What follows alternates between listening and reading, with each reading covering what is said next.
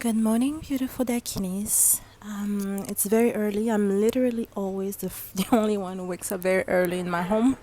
And today is Saturday, so I decided to come have a little breakfast on my own until farmers market opens.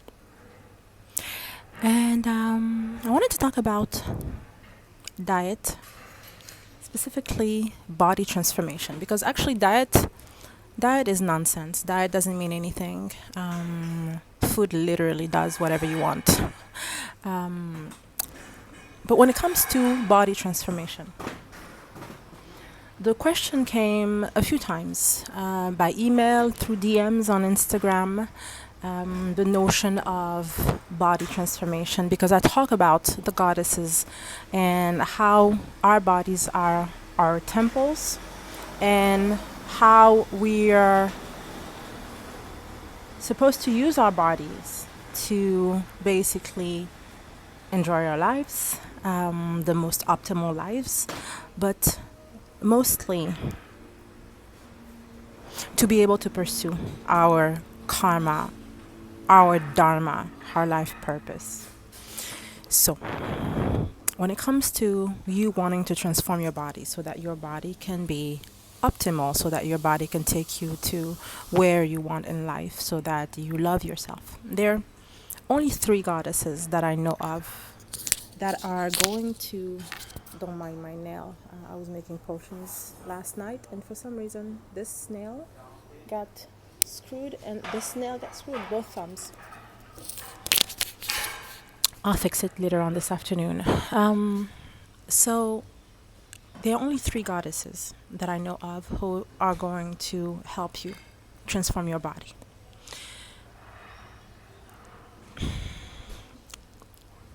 But let me just paint the context. Your body is your temple. Goddess spirituality is about understanding that life is supposed to be easy, fluid, soft. That as a feminine, you're supposed to receive your divine entitlements, to enjoy life. And this is only through the pleasure principle. If you choose to, for lack of a better word, vibrate on that frequency, which for us means vibrate with these goddesses, with these deities, Venusian deities, then everything good comes to you, because we're born to thrive, right? So your body is your temple.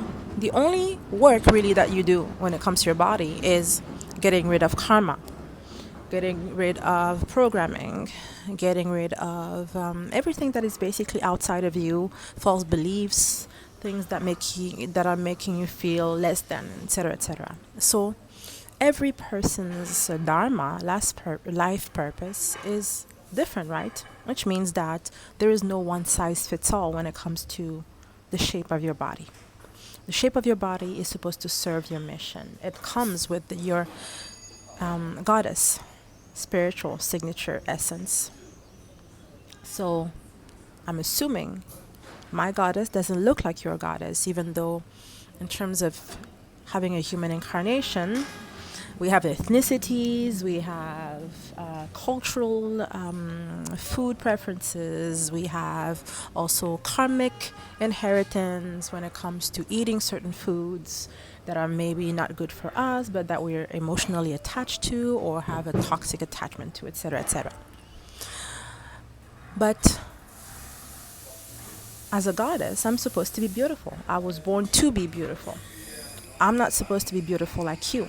I'm not supposed to be beautiful like my neighbor. I'm not supposed to be beautiful, have the same nose, face, body, breasts, everything, as, you know, the newest model or actress who's like in fashion right now. My body and my beauty serve my mission. However, we were born into specific families, specific circumstances, meeting certain people who are going to make us feel bad sometimes, who are basically going to detach us from our natural goddess essence, which is the law of one, which is that we're fully abundant, fully infinite, fully everything. We're powerful, right? Karma as well. Things that we need to repay, the debts that we have spiritually that we came back to fix, whether inherited from a bloodline or ourselves. Basically, soul contracts that we decided, okay, I'm going to come and fix this. And if you're good, you do it, and that's fine. You overcome that. Um, so that karma. Merci.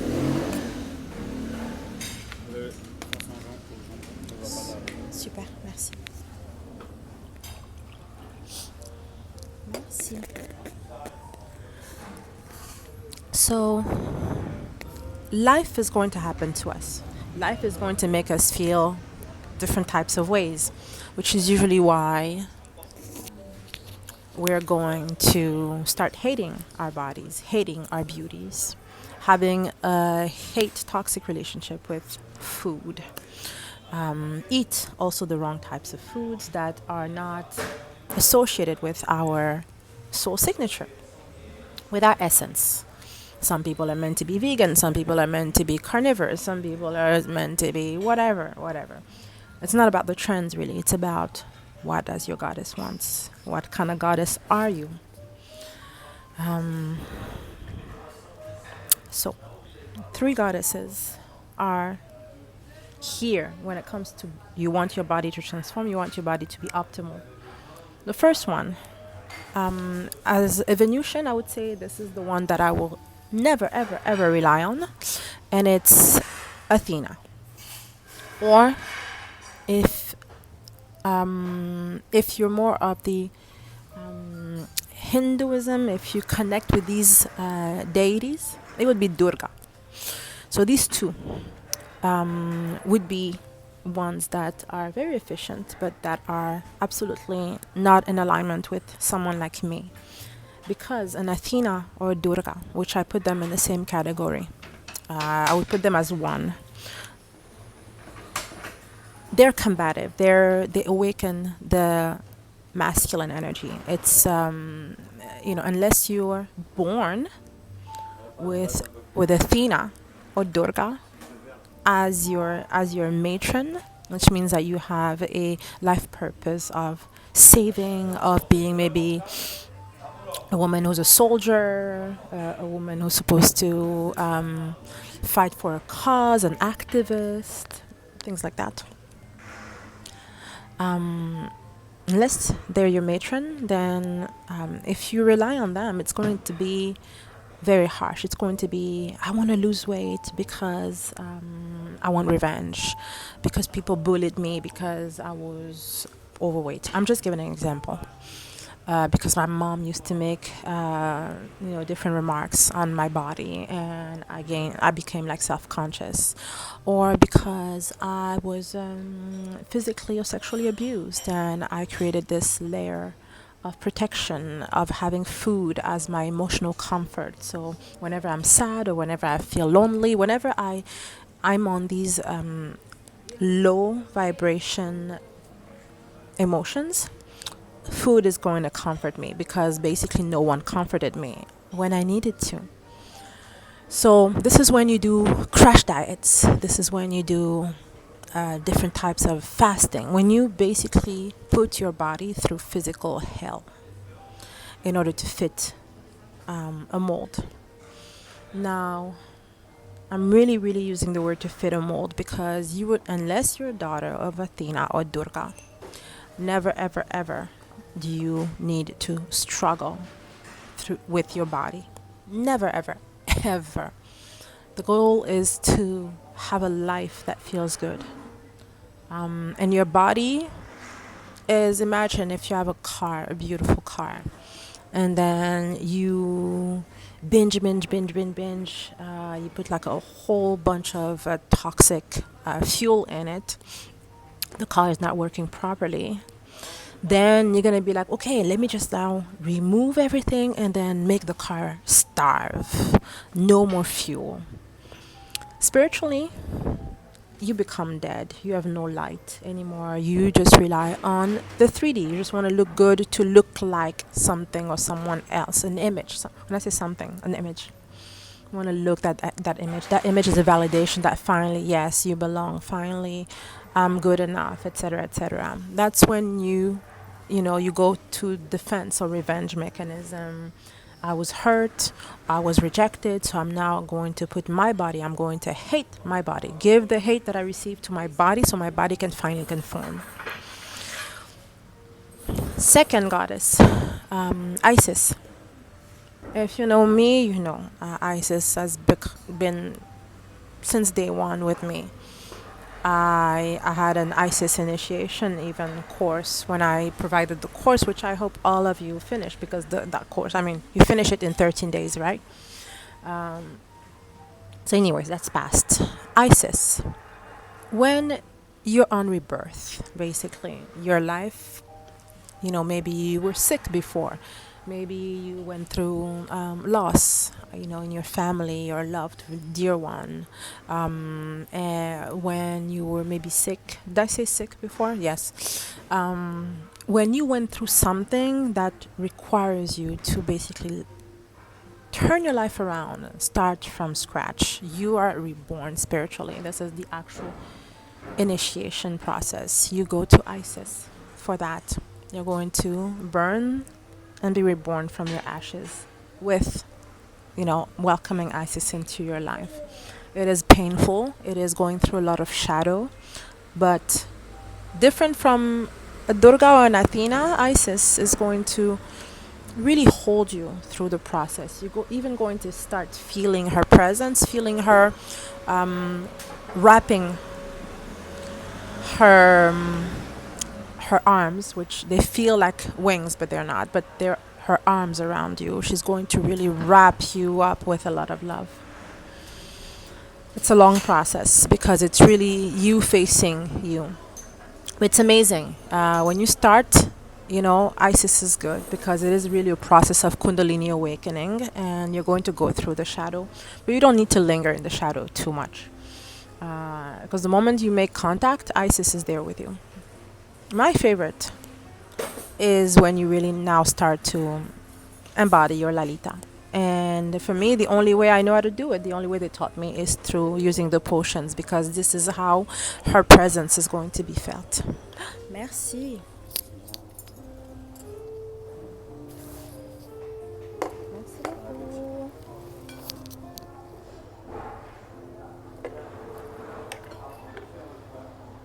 So for me, it's only through the potion. Potion is as a Venusian. As a Venusian, we rely on sense, we rely on sensuality, we rely on everything pleasurable. The whole Venusian dimension is about that. So, Lalita. Lalita is the goddess of. Lalita is the goddess of Tantra. She's the goddess of actual goddess awakening. She's the goddess of transformation. She's the goddess that is going to make you improve on the inside, basically, again, pursuing that Kundalini journey within you of burning everything that is not godly or goddess within you. The fears, the egos, the anger, the need for revenge, the self-pity, all of that. And it happens in a very soft way because it's really about putting the potions and letting her intuitively telling you what to do, how to feel. You just trust the process by staying in her presence continuously. You've seen me. I put my potions 20 times a day. I exaggerate because I love it. And I'm also my number one client, right? But yes, at least twice a day. Morning routine, evening routine. And then this is when the transformation happens, because it's not about trying to mimic the outside. It's about, what is my goddess signature? What am I supposed to do? How am I the most beautiful? And that's it. Okay, I'm going to eat now. And then I'm going to go to the farmer's market. And I hope you enjoyed the video. I haven't made like real deep spiritual content this way for a while, because I reserve this type of topics usually for my membership. My membership is extremely cheap. It's almost free. It's $100 for 3 weekly videos.